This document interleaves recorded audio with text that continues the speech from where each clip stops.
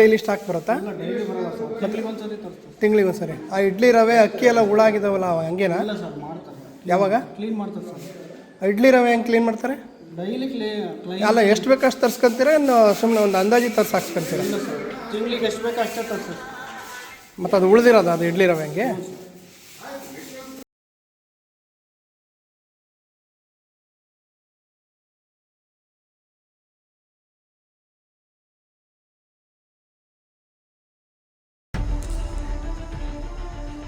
ನೀವು ನೋಡ್ತಾ ಇದ್ದೀರಾ ಕರ್ನಾಟಕ ಬೀಟ್ ನ್ಯೂಸ್. ಅಕ್ಕಿಯಲ್ಲಿ ಹುಳನೋ ಅಥವಾ ಹುಳದಲ್ಲಿ ಅಕ್ಕಿಯೋ ಒಂದು ತಿಳಿಯದೆ ಅದನ್ನೇ ತಿನ್ನುತ್ತಿರುವ ಹಾಸ್ಟೆಲ್ ವಿದ್ಯಾರ್ಥಿಗಳು.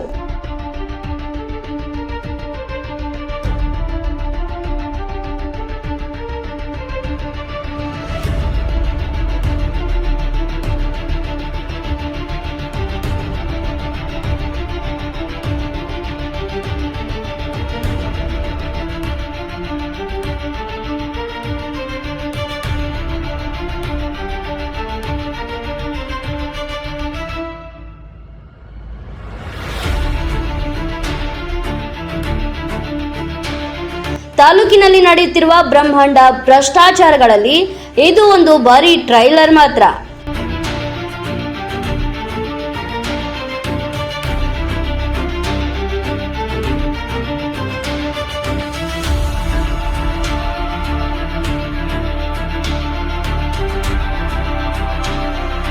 ಚನ್ನಗಿರಿ ತಾಲೂಕಿನ 2ನೇ ದೊಡ್ಡ ಹೋಬಳಿಯಾದ ಸಂತೆಬೆನ್ನೂರು ಗ್ರಾಮದಲ್ಲಿ ಸಮಾಜ ಕಲ್ಯಾಣ ಇಲಾಖೆ ವತಿಯಿಂದ ಇತ್ತೀಚೆಗಷ್ಟೇ ನಿರ್ಮಾಣಗೊಂಡಿರುವ doctor B R Ambedkar matric ನಂತರದ ವಿದ್ಯಾರ್ಥಿ ನಿಲಯದಲ್ಲಿ ಹೇಳುವವರಿಲ್ಲದೆ ಕೇಳುವವರಿಲ್ಲದೆ ಅಲ್ಲಿನ ವಾರ್ಡನ್ ಶ್ರೀನಿವಾಸ್ ಆಡಿದ್ದೇ ಆಟ ಮಾಡಿದ್ದೇ ಊಟ ಎನ್ನುವಂತಾಗಿದೆ. ಇನ್ನು ಕಳೆದ ವರ್ಷವಷ್ಟೇ ಉದ್ಘಾಟನೆಗೊಂಡಿರುವ ಈ ಹಾಸ್ಟೆಲ್ಗೆ ಶ್ರೀನಿವಾಸ್ ಅವರು ಯಾವ ರೀತಿ ವ್ಯವಸ್ಥೆ ನಡೆಸುತ್ತಿದ್ದಾರೆ ಎಂದರೆ ಅಕ್ಕಿ, ರವೆ, ಬೇಳೆ ಯಾವುದೇ ಡಬ್ಬಿ ತೆಗೆದ್ರೂ ಬರೀ ಹುಳಗಳದ್ದೇ ದರ್ಬಾರ್.